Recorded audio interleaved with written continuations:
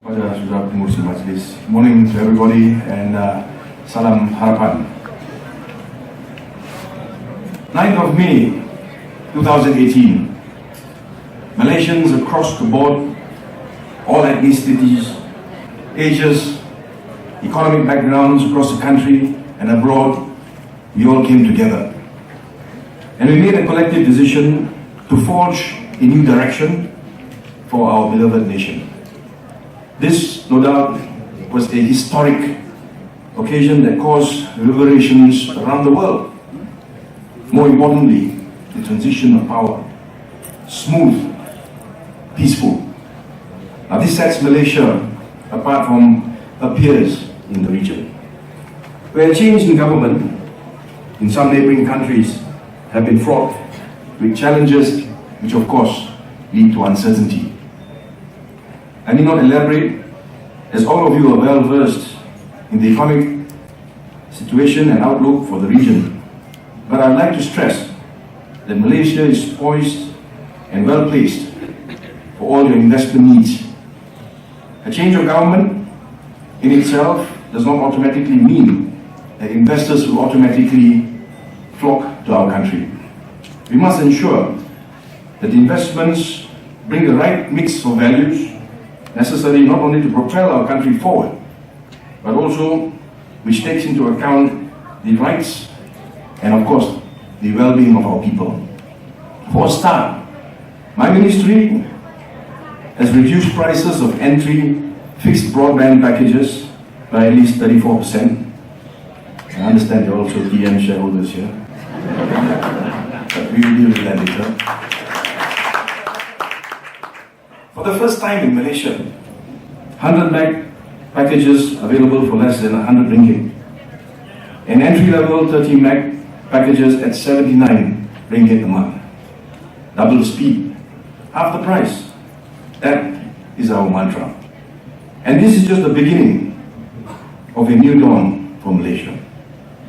In light of the new government's aspirations and vision, we must invest in and develop our digital economy if we are to meet the needs of today's investors. I believe there are 5 building blocks that need to be in place. Firstly, we must strive to attain and achieve high quality, world-class infrastructure and at affordable prices. Secondly, we must focus on tech talent development. Thirdly, there must be an increase in cybersecurity vigilance. Fourthly, we must look at development of platforms and enablers such as digital ID, open data, and open APIs.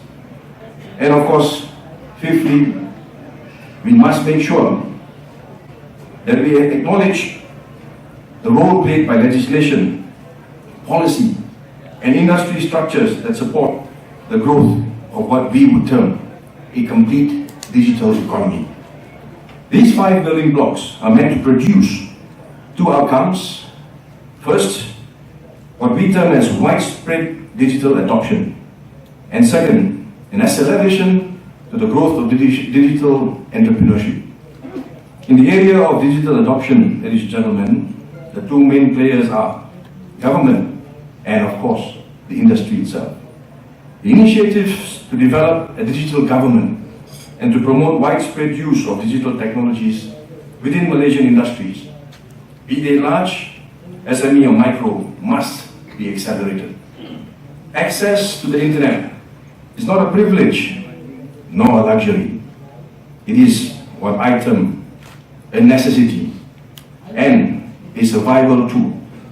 Unfortunately, the adoption rate of digital technologies, whether within the government or industries, is lagging far behind.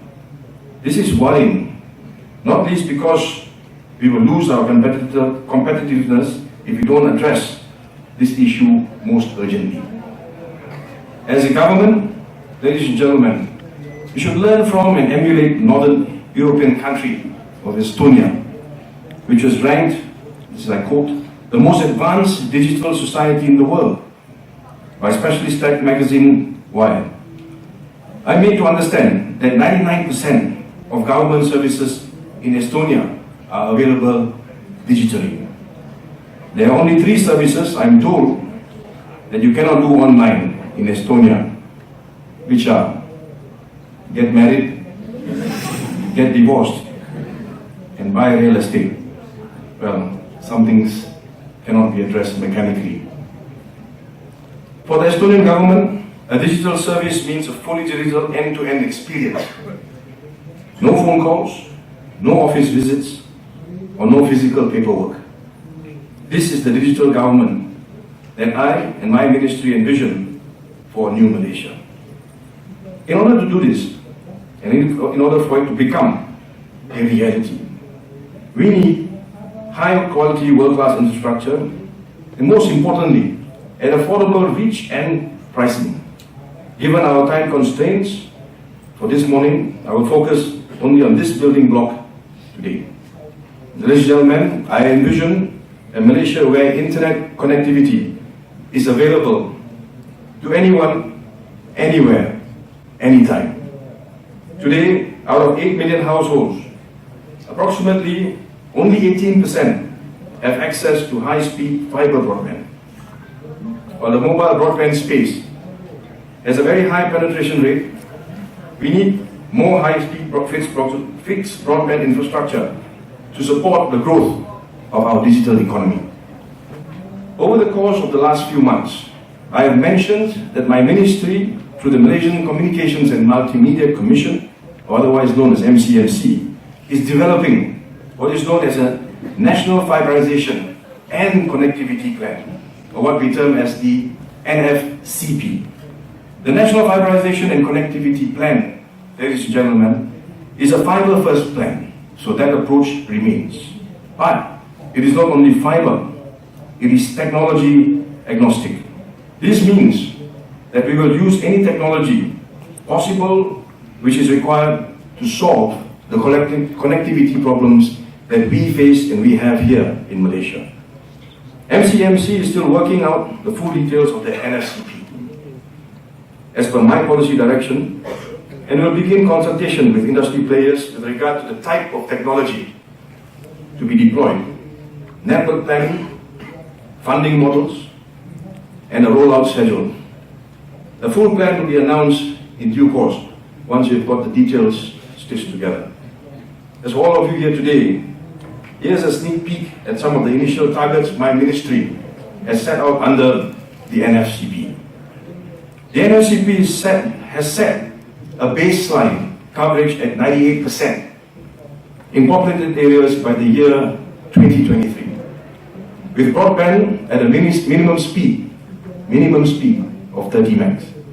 This can be achieved via the deployment of the 700 spectrum that we all speak about and that we all anticipate. The plan also sets a target of gigabit speed internet services for selected high-impact and strategic industrial areas by the year 2020 and all state capitals by the year 2023. This is to ensure that areas where there are higher use cases for 5G will be ready for network deployment when the standards have been finalized. As the 5G new radio specification continues on its standardization path, I am pleased to announce that Cyberjaya and Putrajaya will be our 5G testbed areas. Cyberjaya and Putrajaya, ladies and gentlemen, with its fiber-ready network, provides for an ideal location as test beds for 5G.